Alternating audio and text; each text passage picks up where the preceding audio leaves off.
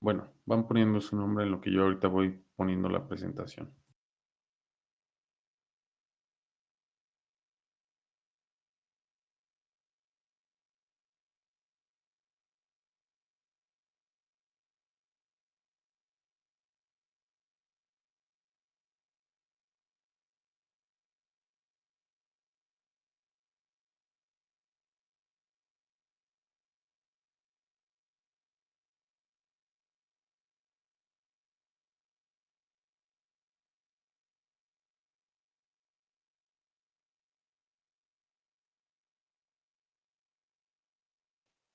Ok, bueno, ¿alguien tiene alguna duda sobre alguno de los temas de la clase pasada o sobre alguna de las actividades que hicieron, pues sí, la semana pasada y esta?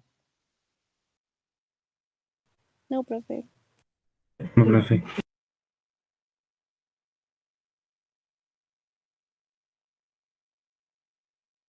Ok, bueno, yo creo que ya sea un poquito más tarde o quizás mañana vaya a empezar a calificar los trabajos de su grupo.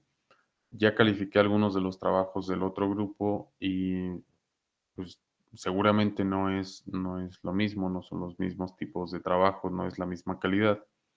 Pero quiero hacerles algunas observaciones de lo que vi, por ejemplo, en los trabajos de algunos de ellos, por si es algo que les haya pasado igual a ustedes, que hayan hecho ese tipo de trabajos y para que tengan cuidado con eso. Una es que muchos trabajos no tenían referencias o si tenían las referencias no estaban en el formato que se pide en las instrucciones. Otra es que la presentación en muchos casos era muy deficiente, que de pronto era con el mínimo esfuerzo posible, que se ve que nada más habían copiado y pegado de internet y ya, ¿no? Otros que les faltaban sucesos históricos, ya sea anteriores o posteriores a lo que ponían. Por ejemplo, de pronto me ponían cosas del siglo XVII, XVIII y XIX, o sea, eran como 10 eventos máximo, una cosa así. Y después ya no ponían nada después. O sea, después de 1900 y tantos no había nada. Antes de eso no había tampoco nada. Entonces, ni siquiera abarcaba todo lo que vimos en la clase y se supone que en las instrucciones dice que tiene que ser complementario a lo que se vio en clase. Em, Déjenme pienso que otra cosa noté en algunos de los trabajos. Y de nuevo, esto no quiere decir que sea lo que sucedió con los trabajos de ustedes. Simplemente les quiero decir que si alguien hizo este tipo de trabajos, pues que tengan cuidado para que no vaya a suceder esto y que vayan a seguir teniendo problemas más adelante con las calificaciones. Otra cosa fue que también algunos los entregaron fuera de tiempo. El entregar fuera de tiempo está en los lineamientos del curso, en la plataforma, y se supone que no debemos de aceptar trabajos fuera de tiempo a menos de que tengan su justificante o que hayan avisado con tiempo si tuvieron algún problema, alguna situación que les haya impedido entregarlo en tiempo y forma. Y el plagio también es algo bien importante. Llegué pues sí, a encontrar al menos tres trabajos que eran prácticamente iguales, no cambiaba casi nada. Entonces, de nuevo, si alguien de ustedes tuvo algún trabajo de este tipo, pues que más o menos vayan haciéndose la idea que este son el tipo de cosas que tienen que ir cambiando para que tengan buena calificación. Igual, llegué a ver algunos errores tipográficos, gramaticales, ortográficos y demás. No es tan grave, pero también hay que ponerle atención a eso. ¿Alguien tiene alguna duda de todo esto? No, profe. No, profe. Ok, bueno, muchas gracias. Entonces, ¿qué les iba a preguntar?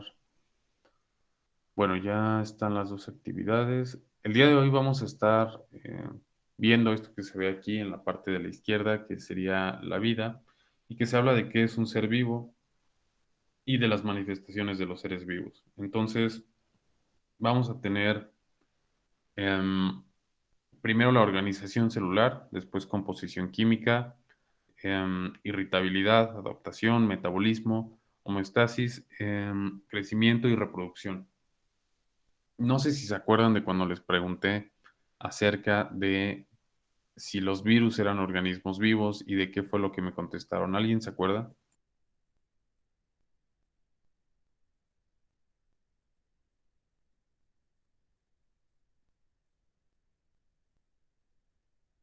A ver, creo que Jesús Tadeo levantó la mano. Hasta donde me acuerdo de ese tema, hay muchos habían dicho que no eran seres vivos porque no tenían cómo reproducirse como la mayoría de los mamíferos. Bueno, esa fue una de las partes que hablamos. Sí, sí, sí, efectivamente, ese fue uno de los argumentos y ahorita vamos a ver precisamente el por qué decimos eso. Entonces, bueno, ya quedó claro que no son seres vivos, hoy vamos a aclarar un poquito más del por qué no. Y bueno, primero que nada, las competencias genéricas serían comunicación y liderazgo colaborativo y las disciplinares sería que es ciencia experimental. En el objetivo, esta parte del objetivo, la primera parte, la parte de identificar la singularidad de los seres vivos a partir de sus características y función de sus estructuras, sería un poco como la parte de hasta donde vamos a ver el día de hoy. Y esta segunda parte que sería así como relacionar su dependencia con las biomoléculas para entender su integridad, sería el último tema del bloque y que es de lo que les comentaba que pues va a ser lo un poquito más complicado que va a venir en su evaluación. Entonces, pues sí, la parte de biomoléculas, hoy vamos a hablar un poco de eso, pero súper introductorio. Y ya las siguientes sesiones vamos a estar hablando mucho más del tema de biomoléculas y van a hacer una actividad correspondiente a eso. Entonces, bueno, vamos a tener primero que nada la organización de los seres vivos, los niveles de organización de los seres vivos. Y vamos a tener átomos, moléculas, organelos, células, tejidos, órganos, aparatos y sistemas y el individuo. Todo esto es muy fácil y al parecer es como muy sencillo de entenderlo. Sin embargo, quiero que hablemos de si se entiende qué es cada una de estas cosas. Alguien, yo sé que ya están llevando física y que al menos ya llevaron química. Alguien que me pueda decir qué son los átomos primero.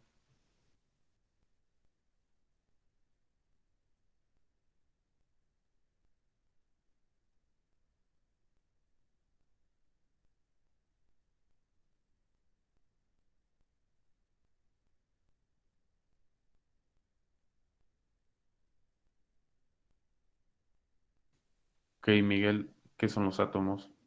Podría ser como lo más pequeño de lo que está compuesto cualquier cosa. Los átomos ahorita sabemos que no son lo más pequeño. Todavía, sobre todo los primeros que salieron con esta idea de que era el átomo fueron los griegos. Y átomo literalmente significa sin división. Entonces, ellos creían que... ah, es que va pasando creo que una moto. Ellos creían que si dividíamos la materia cada vez más y más y más, iba a llegar un momento en el que no iba a tener ya más divisiones. Entonces, átomo significa esto, significa A sin tomos, sin división. Sin embargo, pues ahorita ya sabemos que los átomos sí tienen ciertas partículas subatómicas, que es como se les llama, que serían los neutrones, protones y electrones. Y a su vez también hay otras partículas todavía más pequeñas que se han seguido descubriendo, pero independientemente de si es lo más pequeño que existe o no, ¿qué es el átomo como tal?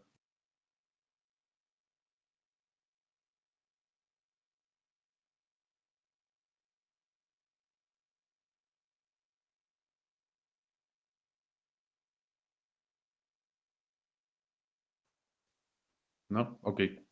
Bueno, el átomo va a ser la unidad básica de la materia, o sea, lo mínimo necesario que tiene que existir para que exista la materia. Por ejemplo, vamos a tener átomos de hidrógeno, podemos tener átomos de oro, átomos de oxígeno, y esto va a ser lo que va a conformar las moléculas. ¿Alguien que me pueda decir qué son las moléculas?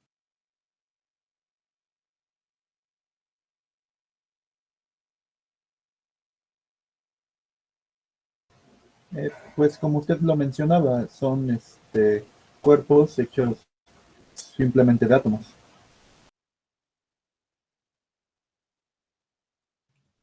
¿Cómo, perdón? Cuerpos hechos, me quedé ahí. Cuerpos hechos eh, más bien creados o uniformados por los átomos. Ok, las moléculas están formadas por átomos, eso es algo importante. Estos átomos se van a comportar de una manera distinta cuando están agrupados en forma de moléculas. Van a cambiar sus propiedades físicas y químicas, van a cambiar ciertas propiedades como punto de fusión, punto de ebullición. También van a cambiar algún otro tipo de propiedades en cuanto a su reactividad. Por ejemplo, el hidrógeno es altamente flamable. El oxígeno es un comburente necesario para que se lleve a cabo la combustión. Sin embargo, cuando los tenemos en una molécula de hidroxilo, pues tenemos que cambian por completo sus propiedades y se le añade a un hidrocarburo, este se va a convertir en un alcohol. Y cuando, por ejemplo, tenemos el agua, que también está compuesta de hidrógeno y oxígeno, van a cambiar todavía muchísimo más sus propiedades físicas y químicas, y esto también va a ser dependiente de los enlaces químicos que tenga. En el caso del agua y de algunos otros compuestos que se encuentran en los seres vivos, como serían los ácidos nucleicos, o sea, el material genético, se tienen enlaces por puentes de hidrógeno. Estos son enlaces intermoleculares, perdón, intramoleculares. Pero bueno, bueno, eso esperaría que ya lo hubieran visto en química. Pero de todas maneras, no nos va a importar tanto en este momento, al menos eso. Eso lo vamos a hablar un poquito más adelante en la parte de biomoléculas. Y entonces, estas moléculas van a crear organelos. Organelos, por ejemplo, como la mitocondria, que lleva a cabo la respiración celular, el cloroplasto, que lleva a cabo la fotosíntesis en la célula vegetal. Y entonces, ¿qué son los organelos?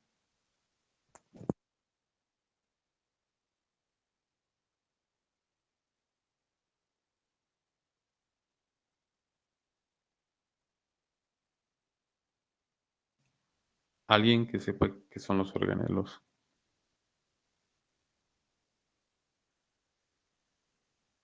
No, ok. Bueno, los organelos van a ser como los órganos en el caso de nosotros, que es algo que vamos a ver ahorita un poco más adelante, que van a ser los que van a llevar a cabo las funciones metabólicas dentro de la célula y van a tener distintas funciones, ya sea, por ejemplo, como acabo de decir, metabolismo, el caso de la mitocondria, o van a tener funciones de intercambio de sustancias como la membrana celular, almacenamiento de algunas otras sustancias o de agua, como es el caso de las vacuolas, protección del material genético, replicación, transcripción, van a ser los que van a realizar todo este tipo de funciones que tienen las células. Y estos organelos van a ser parte de una célula. La célula, ¿alguien sabe que me pueda decir qué es la célula?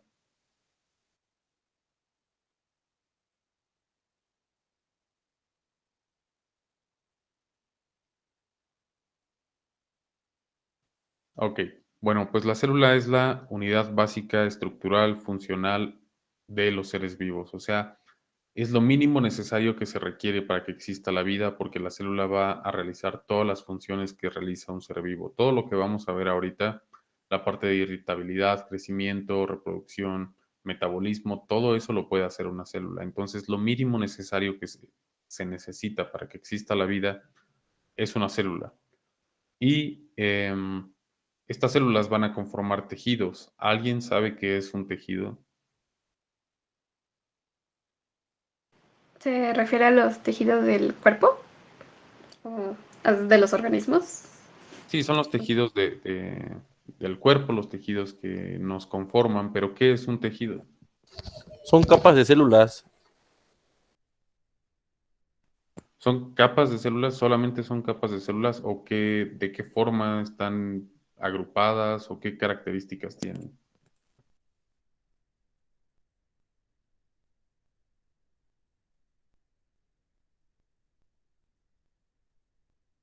A ver, creo que levantaron la mano por ahí, si alguien me pudiera decir.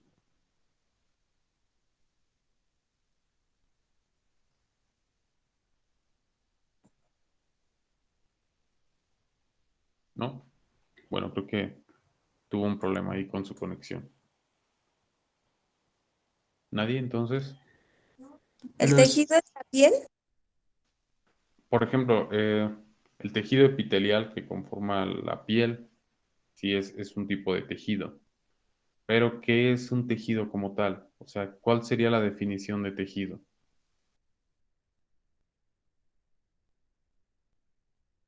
Puede ser como una agrupación de células conformadas por un propósito dado o específico.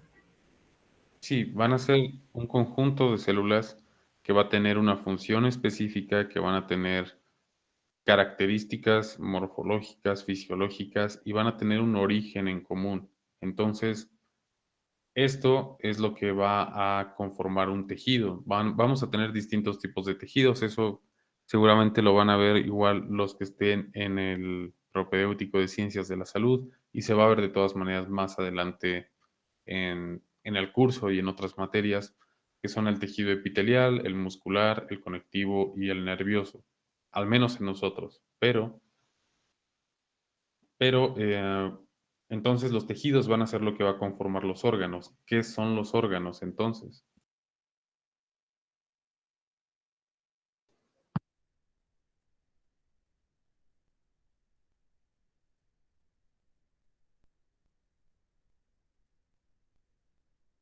Hace rato su compañera mencionaba acerca de la piel. La piel es un órgano que está compuesto de tejido epitelial y bueno, también parte de tejido conectivo, pero entonces, eh, qué serían los órganos como tal? Creo que Jesús levantó la mano.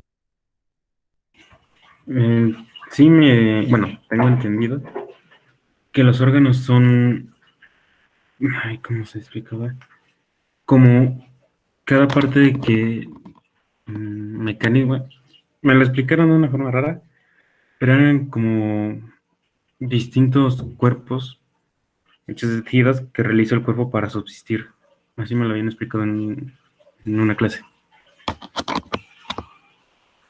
Ok, Alexis levantó la mano y ahorita lo explico yo. Es como, bueno, como usted dijo, es un tejido, pero que tiene como una función especial para cada parte o algo así. Ok, entonces parte de lo que ambos dijeron tiene que ver con la respuesta y es que sí, o sea, los órganos están o sea, compuestos de tejidos que realizan ciertas funciones. Entonces, los tejidos van a tener ciertas propiedades porque son un conjunto de células con propiedades similares, origen y demás. Y entonces, cuando están agrupadas de esta manera con otro tipo de tejidos, se va a formar una estructura, formalmente hablando, pensemos en la piel, pensemos en la sangre, que también es un tejido, em, pensemos, por ejemplo, en el estómago, que es un conjunto también de tejidos, y estos van a realizar una función en específico que va a llevar a cabo pues sí, una parte del proceso necesario, vital para que los seres vivos se puedan desarrollar y sí, que puedan existir, que puedan sobrevivir. Entonces, de nuevo, por ejemplo, pensemos en el cerebro, pensemos en el estómago, en los intestinos, todos estos son órganos que están compuestos por tejidos. Y entonces, cuando se agrupan varios órganos, por ejemplo, la boca, el esófago, el estómago, los intestinos, el hígado, también, por ejemplo, tendríamos aparatos o sistemas, en este caso el aparato digestivo. El, obviamente cada órgano va a cumplir una función en específico, lo que diferencia un poco a los aparatos y sistemas entre sí es que van a realizar como una función por encima de esta función específica que tienen. Por ejemplo, en conjunto, ¿cuál sería la función del aparato digestivo? La de brindar energía al cuerpo. Exacto, entonces lo que va a hacer que nos va a brindar energía y las moléculas necesarias para construir a nuestro... Voy a tratar de pegarme un poco más el micrófono porque creo que no me escuchan. Entonces sí, el aparato digestivo parte de lo que va a ser aportar energía y las moléculas necesarias para que podamos reparar y seguir construyendo a nuestro organismo para generar hormonas, para generar neurotransmisores, todo este tipo de cosas. Entonces, por ejemplo, ¿cuál sería la función del intestino delgado? Pues parte de la función del intestino delgado sería principalmente absorber esos nutrientes, llevar esos nutrientes a el torrente sanguíneo. Pero, por ejemplo, la del estómago sería un poco más de deshacer en partes más simples, que de hecho es algo que vamos a platicar ahorita, estos nutrientes, deshacerlos químicamente mediante los ácidos y enzimas que tiene el estómago. Entonces, tienen funciones relativamente, bueno, más bien tienen funciones diferentes, pero en conjunto tienen una función específica. Entre todos tienen la función de degradar el alimento y aportar energía y biomoléculas al cuerpo. Entonces, el conjunto de aparatos y sistemas va a ser lo que va a conformar un individuo, al menos en el nivel pluricelular, porque en el nivel unicelular, pues nada más se quedaría hasta átomos, moléculas, organelos y células.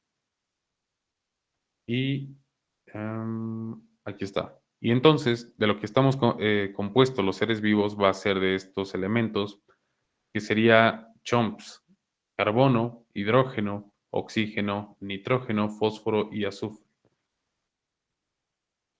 Esto es importante que lo sepan, lo vamos a repasar en el siguiente tema, pero de todas maneras que se vayan familiarizando con cuáles son los bioelementos primarios. Estos van a ser los bioelementos primarios y después vamos a tener los secundarios, que son de los que necesitamos una menor cantidad, pero que también son indispensables para la vida, al menos para nosotros, y de los oligoelementos que pues se necesitan en cantidades muy, muy pequeñas y no afectan tantos procesos vitales, pero de cualquier forma son necesarios para la vida. Y entonces vamos a pasar con la primera manifestación, pues sí, digamos, como tal de los seres vivos, no como tal de la organización. Tendríamos la irritabilidad, que sería el responder a los estímulos externos o internos. Esto, por ejemplo, podemos pensar en alguna especie de patógeno, por ejemplo, como cuando se enferman de gripa, o como cuando comen algo en la calle, les cae mal y puede provocar diarrea, vómito, alguna cosa de este tipo. Y esto va a ser irritabilidad, va a ser el organismo respondiendo a un estímulo e intentando, en este caso, la respuesta sería eliminar al patógeno del organismo. O como pueden ver en la imagen de la derecha que está en el hexágono, el caso de una alergia, por ejemplo, el polen, que es muy común, alergias al polen, al polvo, al pelo de gato, perro, caballos, una infinidad de alergias que se tienen hoy en día y que son respuestas del organismo a los estímulos externos, en este caso. Obviamente también va a haber cierta irritabilidad interna que puede ser hasta por deficiencias en algunas cosas. Y pues bueno, también vamos a tener este tipo de irritabilidad que no pensamos muy comúnmente en ella, que por ejemplo sería más dedicada como a la alimentación de las plantas en el caso de las carnívoras, como cuando una mosca se para en la mucosidad que tiene la planta y entonces esta automáticamente se cierra y mediante un proceso enzimático comienza a degradar a esta mosca y aprovechar los nutrientes que ella pueda aportarle. O en el caso de esta planta de abajo, que no sé si alguien de aquí la haya visto o la conozca, ¿alguien sabe qué planta es? ¿Es una planta venenosa? No, en el caso de estas dos plantas ninguna es venenosa. De hecho, la de abajo se podría decir que pariente de los frijoles, las habas, todo este tipo de La de leguminosas. abajo es una que es como, creo que le dicen tímida, ¿no? Se cierra cuando la tocas. Sí, creo que le dicen tímida o penosa o no sé de qué formas. De hecho, creo que se le conoce también como mimosa. Y se cierran precisamente las hojas cuando, sí, cuando entran en contacto con cualquier cosa. Es una respuesta a un estímulo externo. Por ejemplo, también hay algunas plantas que liberan químicos cuando son, por ejemplo, cuando son masticadas por algunos animales, comienzan a liberar químicos que no permiten que se aprovechen todos los nutrientes o que pueden llegar a ser dañinos, incluso algunos pueden llegar a ser hasta benéficos, pero originalmente las plantas lo que hacen es que fabrican ese tipo de químicos como una especie de respuesta, como una guerra química que tienen para que no las devoren. Entonces, sí, esto sería parte del proceso de, más bien de la manifestación de la irritabilidad.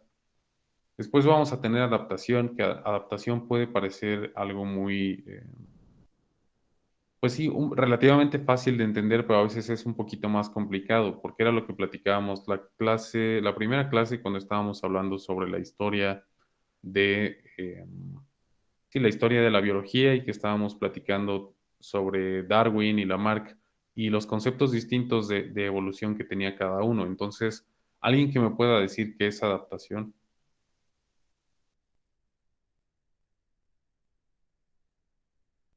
¿Podría ser como ese instinto de sobrevivir que tiene cada especie?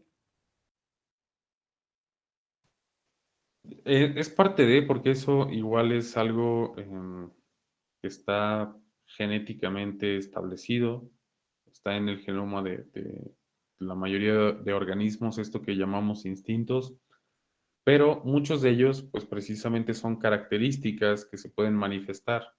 Y entonces, lo que va a hacer la adaptación era un poco lo que comentábamos en la parte de la selección natural de Darwin, que los organismos que tuvieran las características, las mejores características que les permitieran sobrevivir y transmitir sus genes a la siguiente generación, pues van a ser los que van a estar mejor adaptados en este contexto para sobrevivir.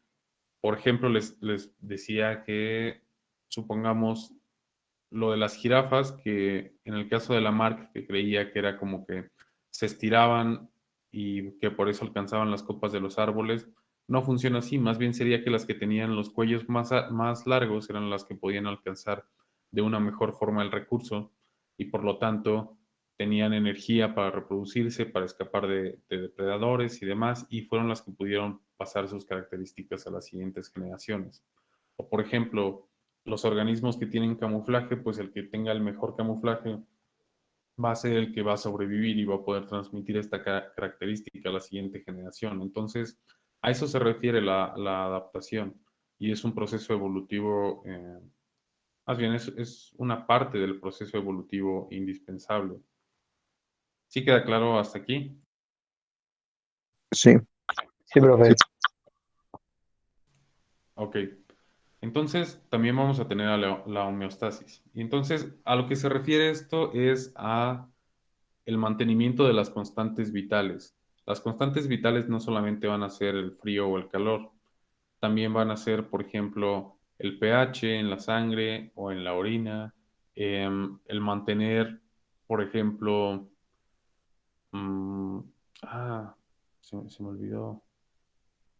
Tenía otro ejemplo súper claro ahorita. Bueno, vamos a dar el ejemplo del calor y el frío. En el caso del calor, pues parte de lo que nos sucede es que comenzamos a sudar, ¿no? Y entonces cuando estamos sudando, nuestra piel, nuestra superficie se humedece y esta humedad se comienza a evaporar. El momento en el que se evapora, se comienza a llevar parte de este calor consigo, pues sí, el vapor se comienza a llevar al calor y entonces esto permite que nuestra piel esté más fresca. De hecho, hay personas que no sudan mucho y que pues en ciertas condiciones serían más propensas a sufrir un golpe de calor. Y en el caso del frío, pues también tenemos algunos mecanismos, entre ellos el muscular, que comenzamos a temblar para que mediante esta energía cinética se genere energía térmica. Y entonces sí, nos comenzamos a calentar un poco más a través de estos temblores que tiene el organismo. Sí se entiende más o menos esta parte también de la homeostasis, de cómo mantenemos el equilibrio interno. Sí, profe. Es algo como regularizar la temperatura, ¿no? Algo así, lo que dijo. Sí, es justo eso. Entonces, Ya no recuerdo el otro ejemplo que tenía sobre esto. Es que es lo que les comentaba, de que también se tiene que regular el pH y... bueno, ahorita si me acuerdo vuelvo a esta parte para poner el ejemplo. También vamos a tener el metabolismo. El metabolismo pues va a ser cómo es que se transforman y aprovechan tanto la materia y la energía dentro de los organismos.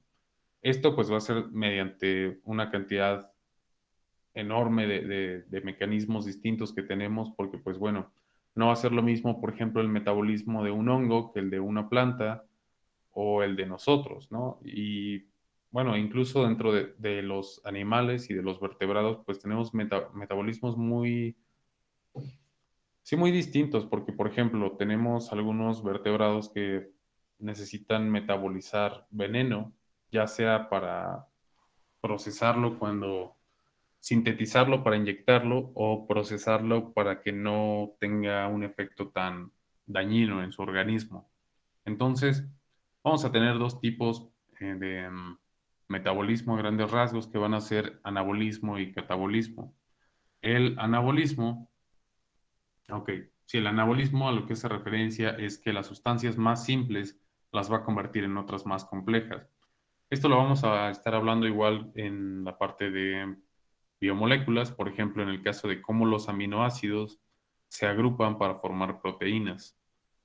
Y en el caso del catabolismo va a ser cómo degradamos, cómo descomponemos sustancias complejas para convertirlas en otras más simples. Y esto va a permitir que se libere energía y que se obtengan las sustancias necesarias para poder seguir, se podría decir, construyendo nuestro organismo, los bloques necesarios para construir. Entonces, pues bueno, un paréntesis que hice con el otro grupo es que comúnmente se escucha esta parte de anabolismo con el caso de los esteroides anabólicos. Y esto es porque literalmente lo que hacen es que cuando se está en un estado de anabolismo, lo que se hace es que el cuerpo está construyendo, está a partir de sustancias más simples, va a ir construyendo otras más complejas, entre ellas músculo, por ejemplo, pero también el anabolismo hace referencia a cómo se puede construir, por ejemplo, colágeno, tejido conectivo, tejido adiposo, piel, todo este tipo de tejidos y de estructuras en nuestro organismo. Entonces, no solamente es el caso de músculo, y, por ejemplo, en el caso de los esteroides anabólicos, pues tienen un efecto androgénico, la mayoría, y uno anabólico. El androgénico sería, por ejemplo, en el caso de la testosterona, que es un esteroide y que es anabólico y androgénico. La única diferencia es que la testosterona es algo naturalmente producido por el organismo y en el caso de algunos otros que se ocupan como sustancias de dopaje, por así decirlo, pues van a tener una estructura un poco distinta, aunque van a actuar de una manera muy similar. Y entonces la parte androgénica sería la parte que masculiniza, que provee de ciertas características masculinas secundarias, como sería el engrosamiento de la voz, el crecimiento de barba, todo este tipo de características. Y la parte anabólica sería la parte de crecimiento muscular. Entonces, para que más o menos se entienda esta parte, la digestión, por otro lado, sería un proceso catabólico. ¿Se entiende esta parte? ¿Hasta dónde vamos ahorita? Sí, profe. Sí, profe. Ok, perfecto. Entonces, esta creo que es muy fácil de entenderla y esta sucede también desde los organismos unicelulares hasta los pluricelulares más complejos y sería el crecimiento. Todos los organismos, todos los seres vivos incrementan su tamaño conforme va pasando su vida.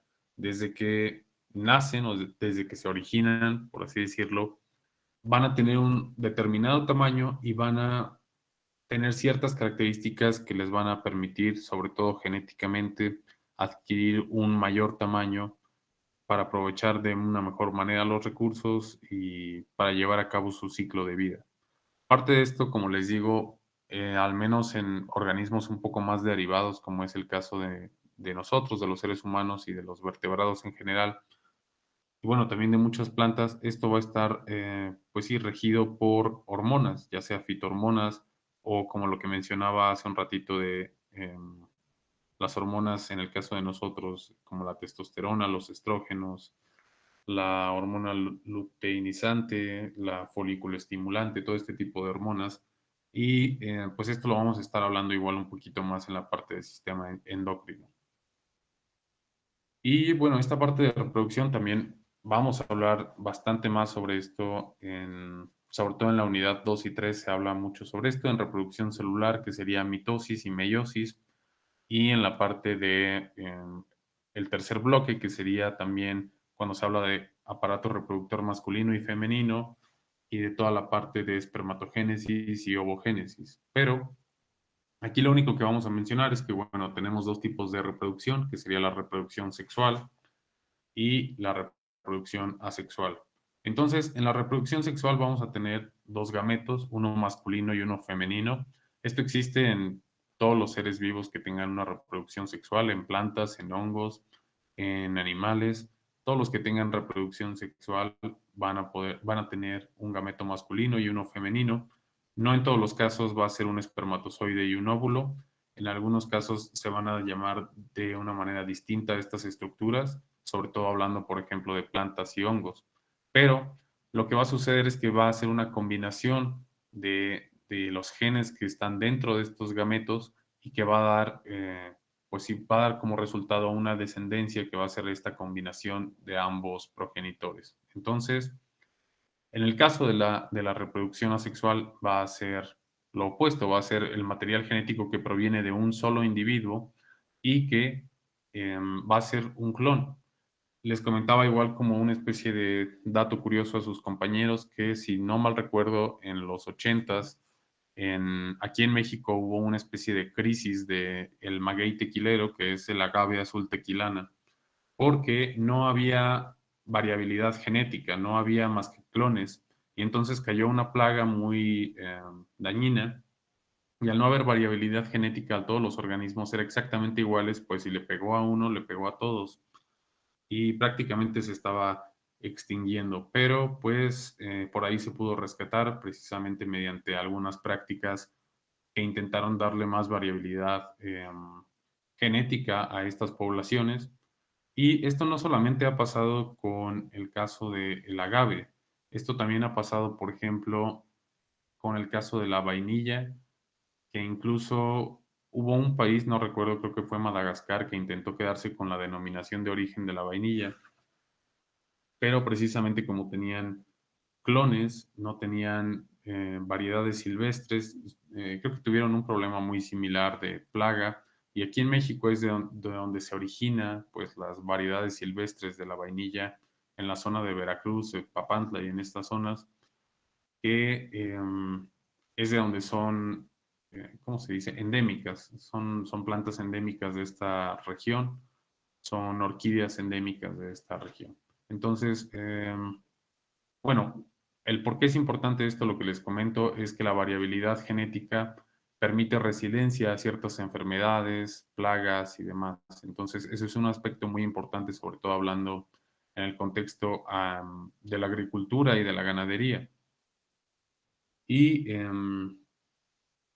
eso sería todo, pero antes de que terminemos con esto, quería volver al tema del virus. Entonces, volviendo al virus, ya habíamos dicho que no era un organismo vivo, pero ya tenemos como las características de qué es lo que poseen los organismos para ser considerados un ser vivo. Y entonces voy a ir repasando, nada más permítanme tantito, voy a cerrar la presentación rápidamente.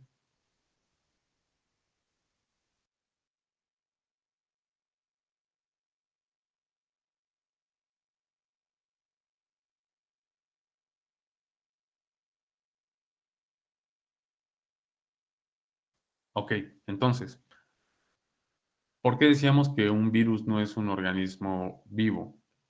Porque pues no posee las manifestaciones que se requiere que tenga un ser vivo para ser considerado. Entonces, organización celular pues no tiene.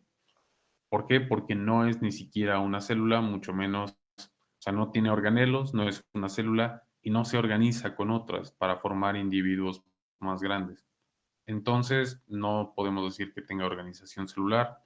Composición química, pues sí tiene una composición química sobre todo cuando estamos hablando de las cápsulas que protegen, por ejemplo, a los coronavirus, que sería esta capa lipídica que los protege, los ácidos nucleicos, que son el material genético que está dentro de ellos, pues igual tiene una composición química particular.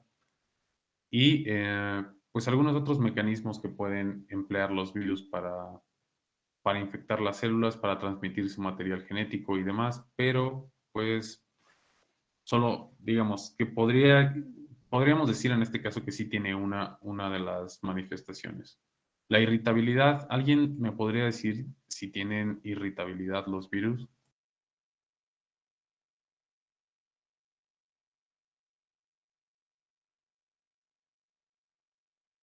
Yo creo que sí, ¿no? Porque pues sí se llegan a alterar con algún agente externo. El problema es de que, por ejemplo, con el caso del jabón, que tiene esta propiedad detergente que con el lípido que existe dentro del jabón, deshace la capa lipídica que tienen, como decía, el caso de los coronavirus. El virus no responde de una manera directa a esto, o sea, tiene una protección que, digamos, es parte de su estructura, pero de ahí en fuera no responde de una manera activa para intentar protegerse o sí, para intentar regenerar quizás esta capa, alguna cosa de este tipo. Entonces, no podríamos decir que tiene irritabilidad. Creo que alguien levantó la mano, entonces...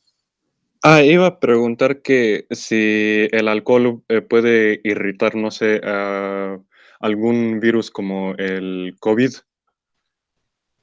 El detalle con bueno, digamos, irritar no como tal, porque como veíamos, la irritación implicaría que tuviera una respuesta a este estímulo. Pero sí tienen una acción osmótica, si no mal recuerdo, el alcohol que tiene la graduación específicamente del 70, que tiene que ser 70% alcohol, porque parte de lo que hace, igual, si no mal recuerdo, no, creo que esto, lo que estoy diciendo es con las bacterias, pero lo que hace es que permite que salga toda el agua dentro de las bacterias y que eh, hace un efecto como si las licuara, como si explotaran, pero sí, es un poco complicado, pero con los virus no estoy seguro de que tengan una acción similar. O sea, sé que sí tienen una acción, pero no estoy seguro del mecanismo exactamente de cómo funcionan. Ahorita del que me acordé es de las bacterias, pero sí, varios tipos de alcoholes tienen una forma de actuar con ciertos virus. Sobre todo, el detalle con muchos de los virus es que la mayoría no son tan resistentes fuera de un organismo, un huésped. El detalle con, por ejemplo, el caso de los coronavirus, sería que tienen esta capa que les comentaba, esta cápsula que se le denomina, que los protege, porque son, si no mal recuerdo, virus de RNA. Entonces el RNA no es una doble hélice, sino que es una hilera simple de nucleótidos. Esto lo vuelve mucho más vulnerable y que si estuviera simplemente al aire libre en contacto con oxígeno, con radiación ultravioleta, con algunos otros agentes físicos, se, sí, se desintegraría muy fácilmente, pero tienen esta capa que los está protegiendo. Entonces, en general los virus de RNA son muy volátiles y muy como sensibles. Los de ADN son los que tienen un poquito más de resistencia, pero pues ya cuando hablamos de estas estructuras externas que los protegen, pues sí, es punto y aparte. Pero creo que ya me desvié un poquito. ¿En qué estaba? En irritabilidad. Ok, adaptación. En adaptación creo que sí es un poquito más difícil de decir que no la tienen, porque como hemos visto, sí hay virus que tienen, sobre todo lo que hemos visto actualmente con las variantes que existen como lambda, delta, este tipo de variantes que son mutaciones del virus que le permiten ser más infeccioso, contagiar a más gente, tener mayor letalidad, todo este tipo de cosas. Entonces, se podría decir desde cierto punto de vista que sí tienen adaptación, porque es algo que permite que se transmita ese material genético de una manera más eficiente a otras generaciones de virus. Entonces, ya vimos que sí tiene una composición química particular, que sí tiene adaptación, al menos genéticamente hablando, tienen mutaciones, lesiones y demás. Metabolismo, ¿alguien me puede decir si tienen metabolismo los virus?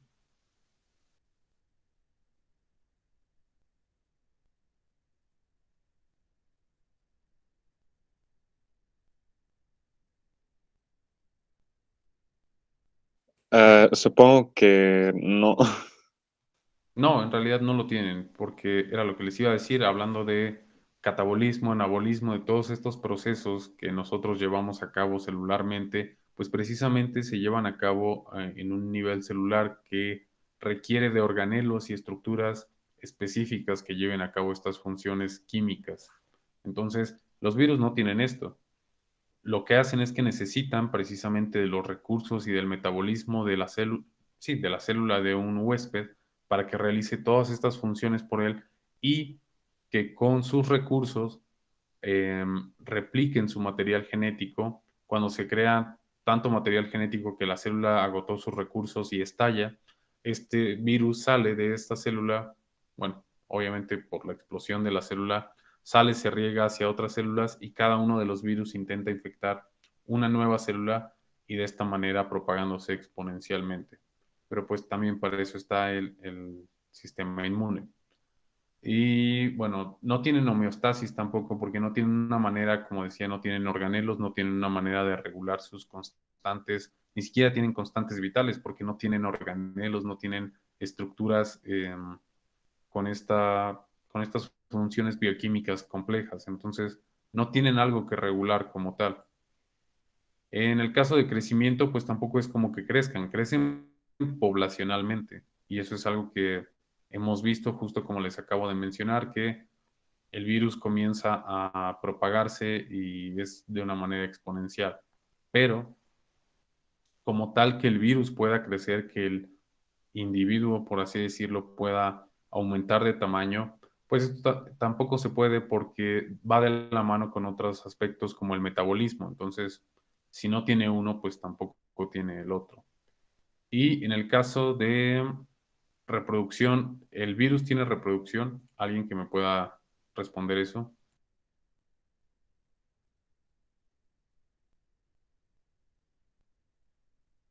De hecho, sí, ¿no? La reproducción asexual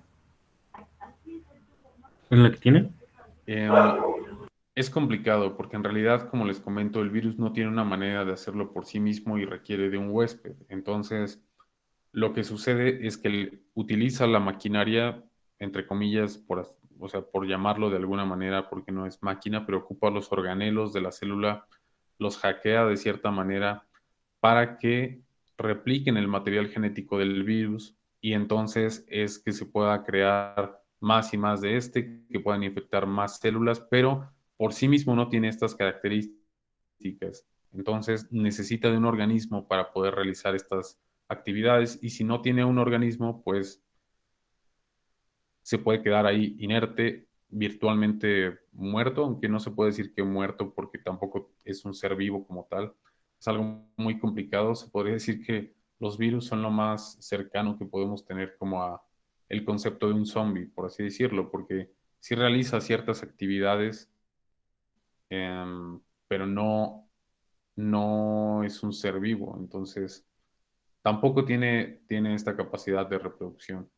Y sí, genera clones de sí mismo, genera copias que también con se podría decir, la maquinaria que también comete errores, la maquinaria celular, es que suceden estas mutaciones y demás, pero em, sí es complicado. Por eso también la parte de adaptación sería como algo tan especulable, porque en realidad no es una adaptación por un proceso de reproducción propio que tenga el virus, sino que más bien es por parte de los fallos que tienen los organelos de las células que infectan. Entonces, como podemos ver, pues no es como que los virus tengan las manifestaciones necesarias de los seres vivos. Para ser un ser vivo tiene que tener todas estas y hemos visto que pues sí tiene una composición química se podría decir de alguna manera que tiene adaptación y prácticamente eso sería todo. O sea, que tiene una cierta adaptación porque sí tiene su material genético que puede ser modificado y que tiene una composición química particular, pero de ahí en fuera no tiene ninguna de las otras características de los seres vivos, ¿ok? Entonces, ¿alguien tiene alguna duda? De mi No, parte profe. no, profesor. Ok, bueno, entonces, pues sí, ya vamos a terminar con la sesión del día de hoy. Nada más quería comentarles que igual ya voy a estar tratando de calificar lo más pronto que pueda sus actividades, que también voy a tratar de que en un rato más igual ya esté su actividad para esta semana que viene y yo creo que esta actividad no recuerdo bien, pero creo que ya es la de laboratorio que van a tener que realizar. Y después, pues se va a venir la parte de biomoléculas, que es un poquito más, como les decía, es lo más, se podría decir, complicado del parcial y que es lo que más va a venir en su examen. Entonces, para que igual traten de ir haciendo bien sus actividades y de ponerle, pues, atención a todo lo que vamos a estar viendo porque se relaciona con esto que ya hemos visto. Y pues sí, si nadie tiene ninguna otra duda o ninguna pregunta, pues se podrían retirar y nos estaríamos viendo la siguiente semana.